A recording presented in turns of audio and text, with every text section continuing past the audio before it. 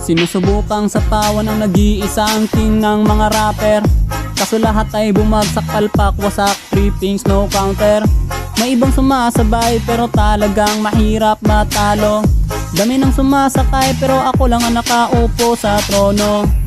Bloodstrike o PUBG, ML o Call of Duty, wala tong pinipili. Kahit pa 1v20, ako ang nasa tuktok ng rappers dito sa TikTok. Di nyo to matatrash talk, no choice kundi magmukmok. Kahit sino pa na makata ng TikTok ang ipakita, masyado nang halata.